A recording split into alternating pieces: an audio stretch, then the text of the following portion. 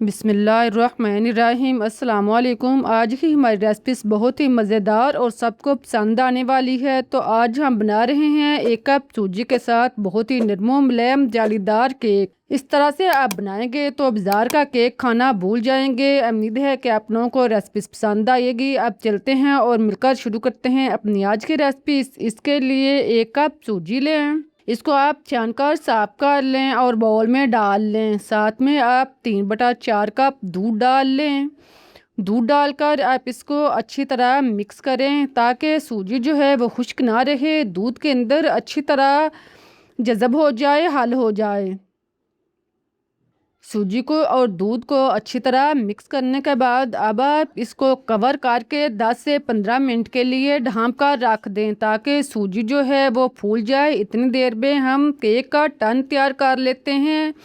इसके लिए आप बाज़ार का बना हुआ सांचा भी ले सकते हैं या आप घर में इस तरह का बाउल जो हर घर में तकरीबन मौजूद होता है वो आप इस्तेमाल कर सकते हैं। इसकी सतह पर आप ऑयल लगा लें। ऑयल लगाने के बाद आप इसको हाथ या ब्रश से इसकी सतह को अच्छी तरह तार करें। फिर आप इसके ऊपर बटर पेपर रख लें। अगर बटर पेपर नहीं है तो इसके ऊपर मैदा 1 से 2 चम्मच डालकर इसको घुमाएं ताकि मैदा जो है वो अच्छी तरह इसकी सतह पर चिपक जाए। सारे बर्तन को इसी तरह अच्छी तरह मैदा लगाने के बाद आप जो अज़ाफ़ी मैदा है इसको आप निकाल लें।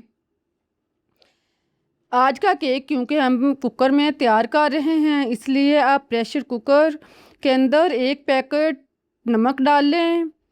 इसके ऊपर आप सांचा जो है स्टीमर प्लेट वो एहतियात के साथ रख दें। अब आप इसको गर्म होने दें। इसे आप नॉर्मल आंच पर गर्म होने दें। 10 से 15 मिनट के बाद आप देखें कि सूजी जो है वो फूल चुकी है, नरम हो चुकी है। इसको आप मिक्स करें।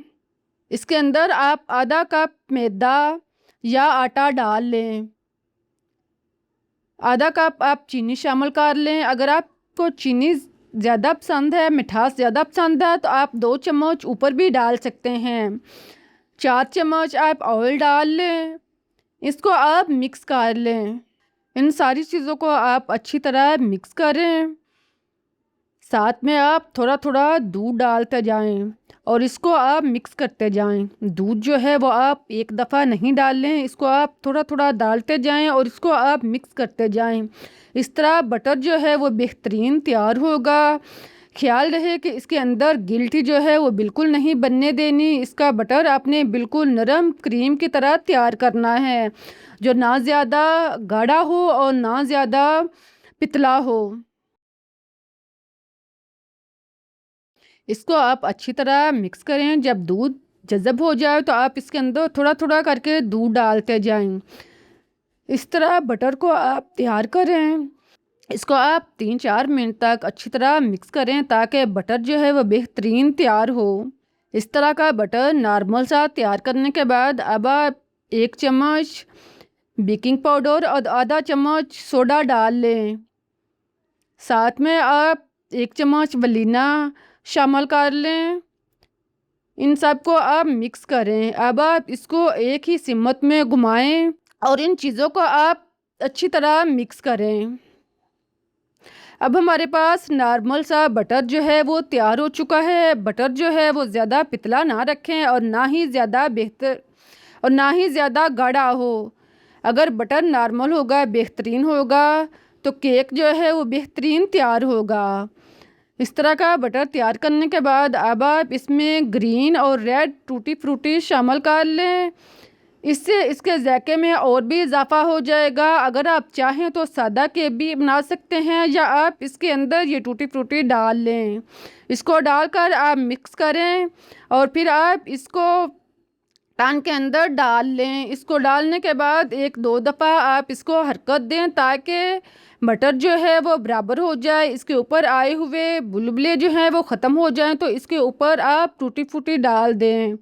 अब आप इसको एहतियात के साथ उठाकर कुकर वाले सांचे यानी स्टीमर प्लेट के ऊपर रखें। स्टीमर प्लेट क्योंकि ऑलरेडी गर्म है इसलिए आप इसको एहतियात के साथ रखें और फिर आप इसका ढक्कन जो है वो बंद करें। इसका आप रबट और सीटी जो है वो निकाल लें। اس کو آپ سیٹ کریں۔ ڈھکن کو سیٹ کرنے کے بعد اب آپ اس کو نارمل آنچ پر 35 سے 40 منٹ تک پکنے دیں۔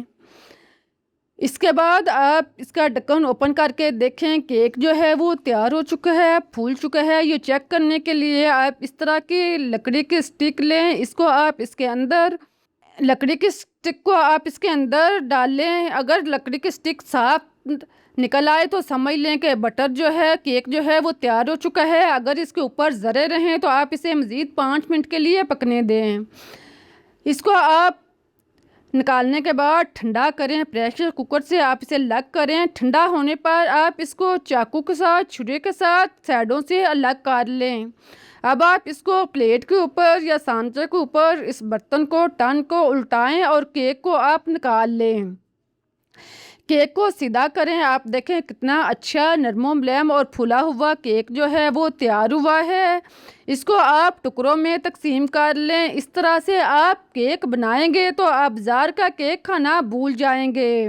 امید ہے کہ آپ لوگوں کو ریسپیز اچھی لگی ہوگی۔ اگر ریسپیز پسند آئے تو اسے لائک، شیئر اور سبسکرائب کرنا مت بھولیے گا۔